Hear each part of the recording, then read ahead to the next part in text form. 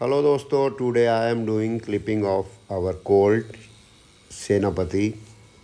सेनापति का आज मुंडन हो रहा है। गर्मी काफ़ी हो गई है और इसका बेबी फर अपने आप शेड नहीं हो रहा। अब ये 5 महीने का हो गया है। सो इसको हमें क्लिप करना पड़ा क्योंकि ये अपने स्टॉल में खड़ा खड़ा ही पसीने से भीगा रहता है और इसकी अगर सफाई नहीं होगी तो इसको कोई ना कोई स्किन डिजीज़ भी हो सकती है। सो फैसला किया गया इसको क्लिप करने का। मनु सेखों जी अपना एक ट्रिमर हमारे लिए लेके आए थे जिसको मैंने यूज़ किया और बहुत जल्दी हम इस ट्रिमर को ऑर्डर भी कर लेंगे। वैसे तो घोड़े की क्लिपिंग को बहुत लोग बुरा मानते हैं कि इसके बाल मालिश से ही उतार देने चाहिए, मगर कुछ केसेस में जहां मालिश से बाल नहीं उतरते वहां आपके पास ट्रिमिंग के या क्लिपिंग के अलावा कोई भी सब्स्टिट्यूट नहीं बचता है घोड़े को साफ़ रखने का। और ये बछेरा हमारा थोड़ा दिखने में भी भद्दा लग रहा था, तो we decided to clip him. और ये क्लिपिंग कोई बाहर का आदमी नहीं आया, तो मैंने खुद ही की। मैं पहले भी बहुत सारे घोड़ों की क्लिपिंग कर चुका हूँ, मगर हमारा पुराना ट्रिमर जो मेरे दोस्त जैक धालीवाल जी ने हमें ला के दिया था वो भी ख़राब हो गया है। और ये ट्रिमर हम लोग ऑनलाइन बहुत जल्द हमारे फार्म के लिए मंगाने लगे हैं। वैसे तो ये डर्टी जॉब है, मगर किसी को तो जॉब करनी ही होती है। और मालिक या मैनेजर दो ऐसे इंसान होते हैं जहाँ कोई भी काम नहीं कर सकता, वहाँ मालिक को या मैनेजर को खुद करना पड़ता है। और ख़ुद काम करने में कोई शर्म भी नहीं करनी चाहिए, और मैंने तो कभी की भी नहीं है, क्योंकि आपसे अच्छा काम दूसरे के हाथ कभी भी नहीं कर सकते। आपके पास एक अच्छा इक्विपमेंट हो तो ये काम बहुत जल्द हो सकता है। यही काम अगर आप एक मैनुअल मशीन से करोगे तो एक घोड़े पे 1 घंटा भी लग सकता है, मगर आजकल हैवी ड्यूटी जो मशीन सब कामों के लिए आ गई है, उन्होंने इंसान का काम काफ़ी आसान कर दिया है। ये घोड़ा उम्र के साथ ग्रे हो जाएगा और कई बार जो बाल हैं वो आपकी ग्रोथ में भी थोड़ी दिक्कत देते हैं, और जब आप बालों को उतार ना पाओ तो उनको क्लिप कर देना चाहिए। गर्मियों में स्पेशली और सर्दियों में भी स्पेशली जो वर्किंग हॉर्सेज है उनके बाल नहीं होने चाहिए, वरना वो जब पसीना आता है तो उनके ऊपर जैसे गीला कंबल लिया हो उस तरह से लगता है। कुछ लोग अब ये भी कमेंट करेंगे कि ये घोड़ा है, ये भेड़ नहीं है जिसकी ऊन उतारी जा सके।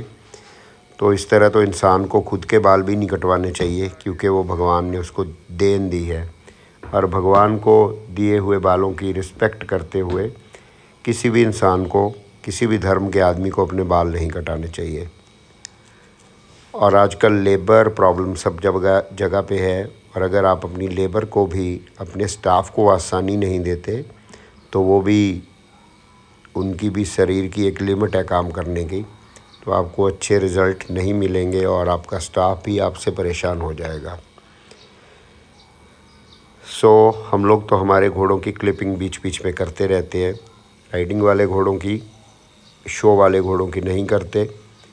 और बहुत सारे घोड़े जिनके बाल आसानी से मालिश के साथ उतर जाएं, उन पे इस प्रक्रिया की ज़रूरत नहीं भी पड़ती है। जब थोड़ा डेंजरस हो गया कि घोड़ा लात मार सकता है या कूद के चोट लगा सकता है, तो हमने इसको ट्विच लगा लिया है। कोशिश करनी चाहिए कि पहले जितना काम आप बिना ज़ोर ज़बरदस्ती के कर पाओ वो कर दो, और जहां आपका बस ना चले और चोट लगने के 100% चांस हो, वहां पे आपको ट्विच का यूज़ कर लेना चाहिए। देखने में जो बड़ा इनह्यूमन लगता है, मगर चोट लगाने से अच्छा ट्विच लगाना मैं मानता हूँ।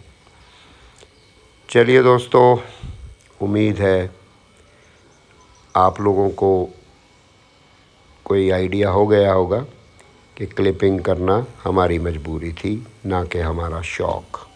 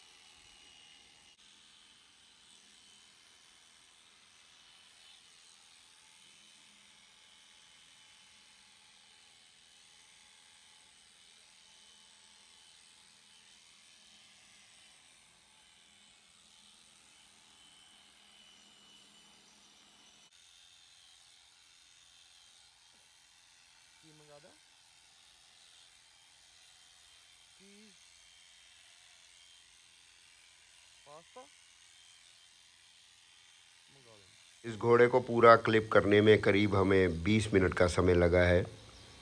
मे बी एक बहुत बड़े प्रोफेशनल की तरह मुझसे ये कटिंग नहीं हुई होगी, मगर हम लोगों ने एक घोड़े को बड़े बालों से आने वाली परेशानियों से बचा दिया है।